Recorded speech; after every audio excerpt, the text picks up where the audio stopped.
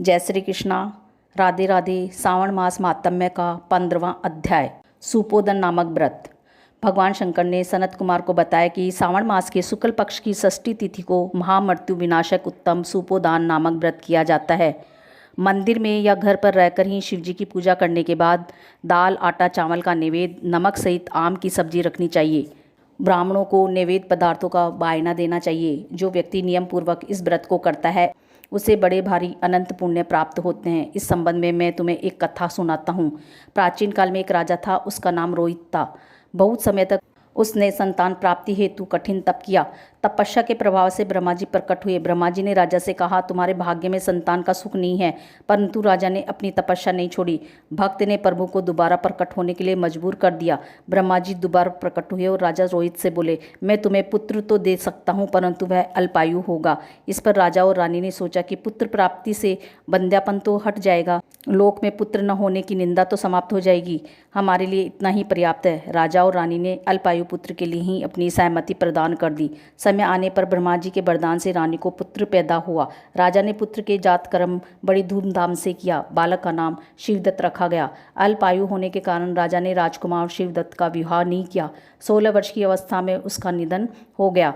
ब्रह्मचारी के रूप में शिवदत्त का निधन हो जाने से राजा दिन रात चिंतित रहने लगा, क्योंकि जिस वंश में ब्रह्मचारी की मृत्यु हो जाती है वह वंश नष्ट हो जाता है। सनत कुमार ने भगवान शिव से पूछा, क्या इसका कोई उपाय नहीं है? यदि कोई उपाय हो तो मुझे बताएं, जिसके करने से दोष दूर हो जाए।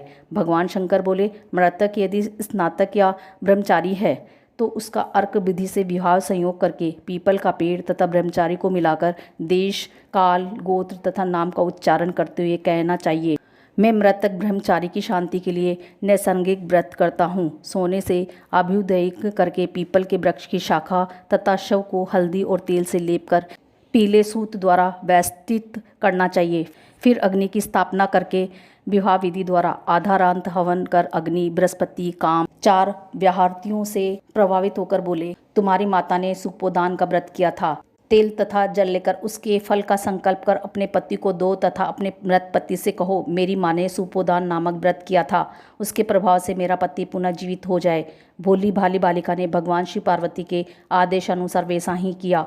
शिवदत्त तुरंत ऐसे उठकर बैठ गया जैसे कोई सोता हुआ उठकर बैठ जाता है। शिव पार्वती उस बालिका को व्रतोपदेश देकर अंतर्ध्यान हो गए। शिव पार्वती के अंतर्ध्यान होने के बाद शिवदत्त ने उस बालिका से पूछा, तुम कौन हो? मैं यहाँ शमशान भूमि में क्यों हूँ? बालिका ने सारी कथा उसे बता दी। अगले दिन नदी के तट पर स्नान करने के लिए आए हुए लोगों ने वापस लौटकर राजा को बताया कि उसका पुत्र उस बालिका के प्रभाव से जीवित हो गया है।